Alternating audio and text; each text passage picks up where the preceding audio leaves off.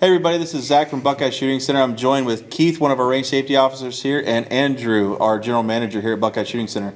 We're coming to you with a video about our two-gun league. So the boys here and I, we're going to go over some of our stuff for our two-gun league that launches June 23rd on Thursday, and it'll be Thursdays on from there forward, and we'll kind of tell you why. But big story with this is the fact that it's going to be a hell of a lot of fun. So you guys want to talk a little bit about this?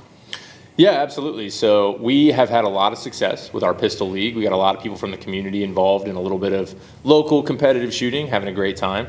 And we want to take the next step. We want to evolve that. So we're going to be doing some rifle and pistol league where we're going to be doing a lot of switching platforms. Essentially, every Thursday morning, we're all going to come in and we're going to build a unique kind of obstacle course that you're going to have to shoot your way through. And it's going to be set up all day long. So it doesn't matter if your availability is in the morning or if it's in the evening. We're going to be able to facilitate just about any time frame, but it is going to be on Thursdays. And we're going to be doing it weekly for 8 weeks, just like our pistol league. And we're going to be splitting it up into 3 divisions, and Keith's going to be setting up those divisions. I'm going to let him talk to you guys about that.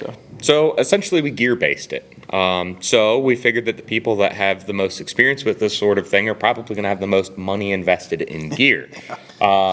So there's the open division, right? This is going to be the top of the top here. There's pretty much no holds barred. The only real restrictions, no slings, right? So we're going to be working with drop tables. So you'll be able to lay it down onto basically a specially made table to cradle your gun when you're using it. You can reholster pistols. Obviously, they don't make many rifle holsters. Yet. But if they did make one, I'm sure. I mean, they do for like horseback. Everybody at this table would own one at one point if they did. I'll bring my horse. Yeah. If gas prices get any higher, I will be riding a horse to work. And then on top of that, right, the big thing is how many optics you have. That's really what we're looking at to split this up. So like the open division, right, you can have an optic on each. You could even have 45-degree offset optics on your rifle. So you can kind of go, sky's the limit there. Yeah, but that's the biggest level of competition because all the gadgets and gizmos everybody can use everything they want. So yeah, and then there's the Tac-Ops, which is going to be kind of our middle of the road. We figure most people will fall into this one. And it's the big thing here is one optic. We're not going to tell you if you can put it on your rifle or your pistol. You get to make that decision. I think most people will probably opt to put it on their rifle, but we aren't going to rule it out. There's a few other things that we're spitballing back and forth, right? In the Tac-Ops division, you probably can't have a charging handle on your pistol, right? But we're still ironing those little details out. Little nuancy things. And we want it to be a little bit more practical in the Tac-Ops. It's not full-on race gun territory. And then there's the iron sights, which is the most restricted division, but it's going to be the easiest for people to get into. So, as the name suggests, iron sights. So iron sights on your pistol, iron sights on your rifle. No magnified electronic optics, nothing like that. And pretty much no real restrictions beyond that. Anything that, like I was talking about, charging handles on pistols and stuff like that, that'll probably still be in the iron sights division. And it's going to be a very technical division, right? So while most people are going to fall into that middle category, the full-on competition style will be into the open, and then the people that want sort of a challenge or to improve on basic skills, they'll move into the iron sights division. And we can start, so if we're looking at this as iron sights division is the least amount of stuff, Tac-Ops a little bit more, open is no holds barred. With that, we can start in the iron sight division, move up a division if we want to as we go along, but we're not allowing to go down, because that creates a nightmare for scoring. Yes.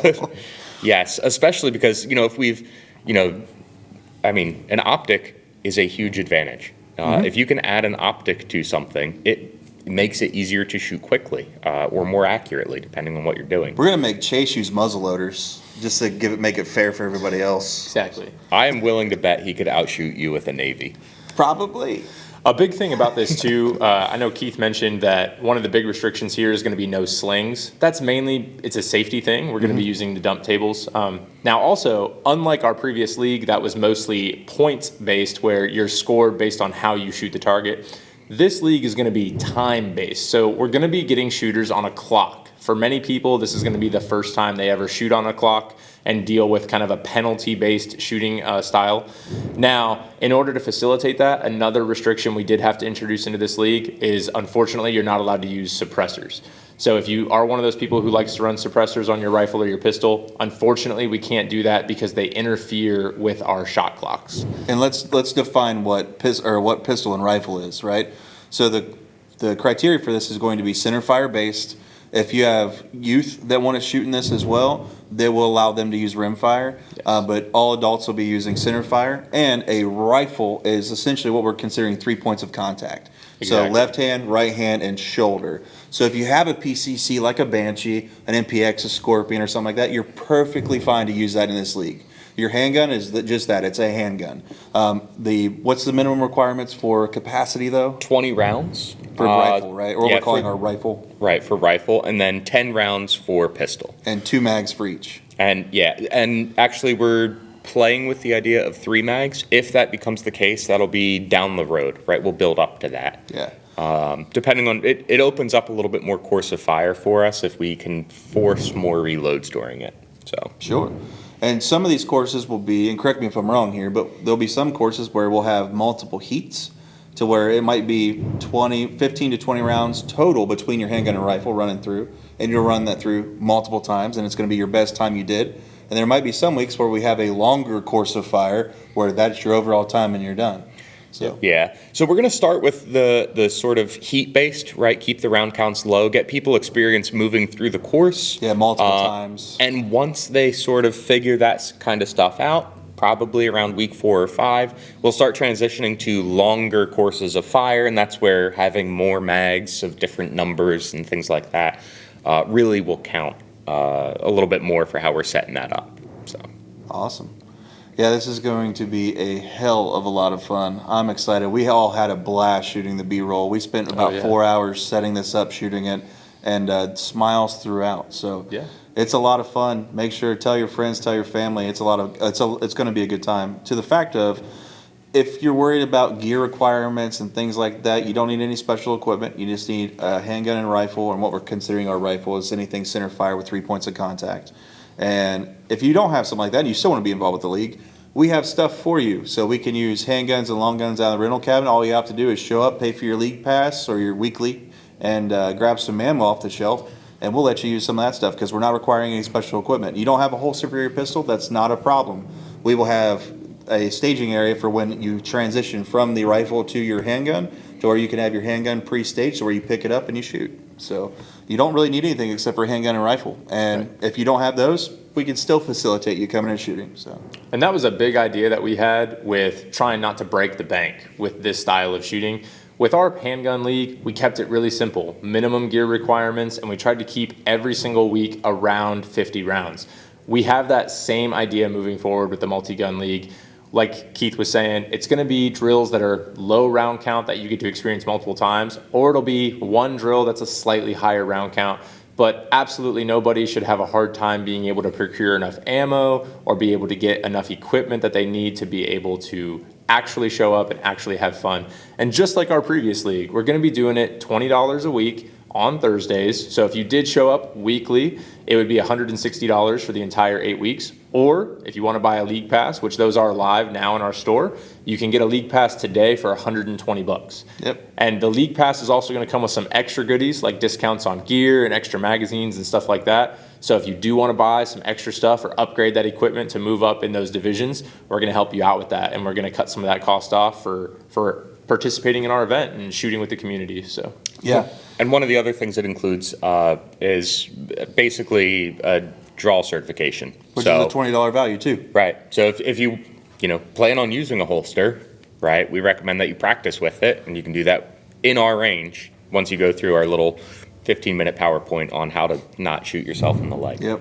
Yeah. Somebody somewhere shot themselves, so that's why holsters inside of indoor ranges are kind of a... No one shot themselves here. No. No. It's like the person that burned themselves with coffee, and that's why the coffee now says caution hot on the cup. Right. Yeah, insurance companies don't like the fact that you allow just drawing from a holster without some sort of, class. So this is us checking that box for our insurance company. So, Yeah.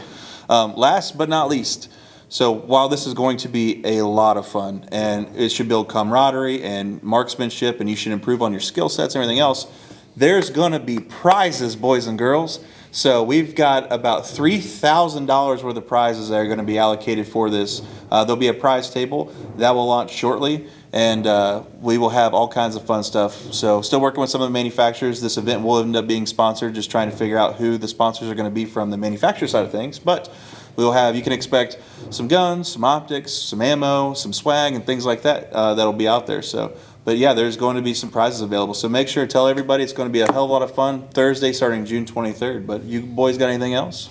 The demo video is up now. Share it to all your friends. Let them get a quick little 1-minute glimpse at what they're going to be in for if they come to shoot here. It's going to be a lot of fun. Having everybody here on a Thursday, just like we do with Pistol Leagues, we're going to be having a party in here. There's going to be camera footage of other guys in there shooting. It's going to be a lot of fun. So come out, hang out with your community. You don't have to be a world record shooter to participate in this. Not at all. It's just a lot of fun where we can all get together and really just help each other out, improve our skills, and develop into better shooters every day. And one last thing, because so somebody with a bad back, I'm medically retired from the military because of a bad back. So getting up and down is a problem. And I know if you look at some of our B-roll footage that we have out there for the promo video, you'll see a barricade wall with holes in it. And then we're going to use that for shooting.